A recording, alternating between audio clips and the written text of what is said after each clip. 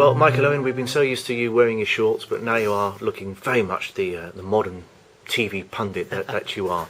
Are you enjoying it? And also, as seasons go, to begin with, this one's not a bad one, is it?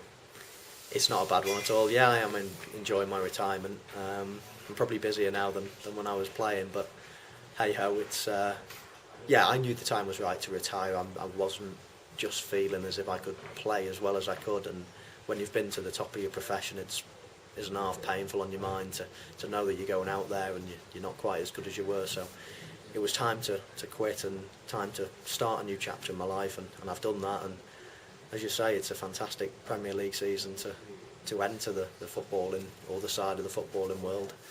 Doing a bit of punditry and commentating, and you know, who knows, I think there's 6 teams that could potentially win the Premier League this year, and you know, I'm plumb for Chelsea at the start of the season. I'm probably still edging for them, but it's such a tough one to call. So, of course, for most of your playing career, it was Man United, and then they sort of queued up to take their turn to challenge, whether it was Arsenal, and then Chelsea, then Man City, and occasionally Liverpool.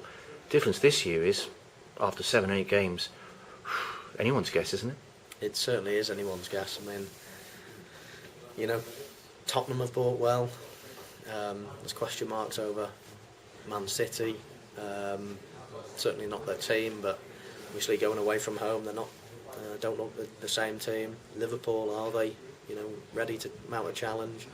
Arsenal look like they're probably the best team in terms of teamwork, but individually, have they got the players that Man City, that Chelsea have got? I'm not quite so sure. Chelsea don't look so fluid, or certainly at the start of the season. They're starting to hit their stride now. So I mean, there's so many question marks against so many teams. Obviously, Manchester United have had a real sticky start. Never write them off, do you? Never write them off. They always finish well. It's so difficult to say. As I say, I tipped Chelsea at the start of the season. Probably going to stay with them, but it literally could be one of 6. Well, as a former Man United player, last year must have been, although you weren't there, must have been very satisfying to see them wrap it up so early into the season. But from a Premiership point of view, that's no good, is it? You wanted to go right down to the wire, as indeed it did the year before when City nicked it in those unbelievable scenes. That wasn't great either, because I was on the bench at Sunderland when the news was coming through. But no, listen, I thought last year the Premier League was a poor season by Premier League standards. The season was wrapped up. No one gave Manchester United a real run for their money, and yes, Manchester United were a very good team, but you know, there was no one, as I say, that they give them a fight. Cup competitions were okay. Wigan obviously winning the FA Cup. No one really did that well in Europe apart from in the UEFA Cup with Chelsea. I mean, I thought it was a general season, English football. It was an average season last year, and at international level as well. But this year, it looks a whole lot different. I mean, the international team's picking up. You know, the Premiership looks as competitive as ever been. You know, and it's been a real interesting start to the season with so many new managers, new players, question marks. It's building up into a great season already. And I tell you what, there's some amazing footballers now out there. I mean, Ozil's been fantastic for Arsenal. Ronaldo scored his 27th goal in his last 22 Champions League games the other night. And by the way, what about Ibrahimovic as well? So, I mean, can't wait for the World Cup.